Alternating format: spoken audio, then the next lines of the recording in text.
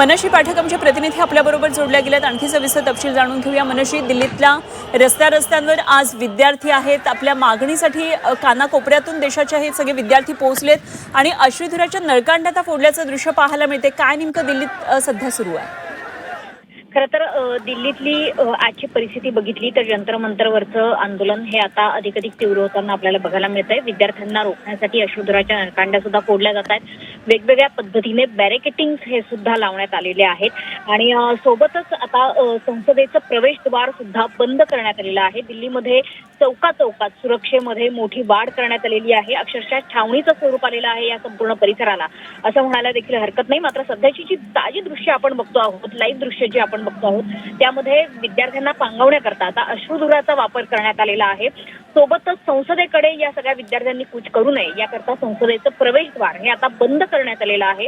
आंदोलकांवरती याच्यापूर्वी आपण बघितलं की पोलिसांकडून लाठीचार्ज करण्यात आलेला होता, आंदोलकांना रोखण्यात आलेलं होतं। मात्र आता अश्रुधुराच्या नळकांड्या फोडून आता आंदोलकांना पांगवण्यात येते। त्याच्यामुळे दिल्लीमधली परिस्थिती कशी हाताळली जाते याकडे आता सर्वांचंच लक्ष आहे। संसदेचं प्रवेशद्वार सुद्धा बंद करण्यात आले। संसद भवन परिसरात आपल्याला प्रचंड गोंधळ बघायला मिळतोय, कारण आंदोलक हे सातत्याने संसदेकडे कूच करण्याचा प्रयत्न करतायत, संसदेकडे जाण्याचा प्रयत्न करतायत। त्याच्यामुळे आंदोलकांना जर थांबवायचं असेल संसदेकडे येण्यापासून तर कुठल्या ना कुठल्या मार्गानं आंदोलकांना एका ठिकाणी थोपवून धरावं लागेल आणि त्याकरताच खरं तर पोलिसांनी यापूर्वी आपण दृश्य बघितली होती की बॅरिकेटिंग केले होते। म्हणजे अक्षरशः 2 बॅरिकेटिंग जोडलेले होते की जेणेकरून बॅरिकेटिंग तोडता येणार नाही, आंदोलकांना बॅरिकेटिंगच्या पुढे येता येणार नाही।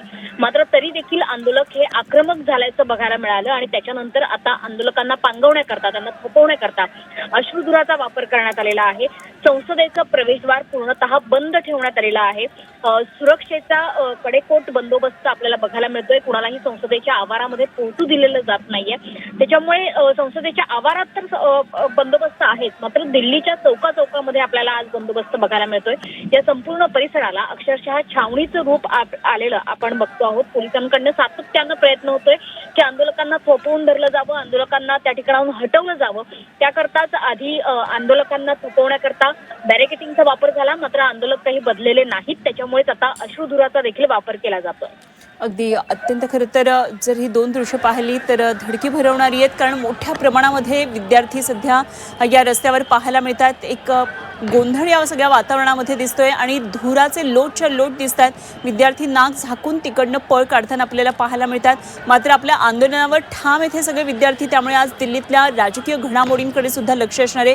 पावसाळी अधिवेशनाचा आजचा पहिला दिवस आहे। सकाळी 11 वाजल्यापासून सभागृहाचं कामकाज सुरू होणं अपेक्षित होतं, सुरूही देखील झालं, मात्र पहिल्या 15 मिनिटातच कामकाज तहकूब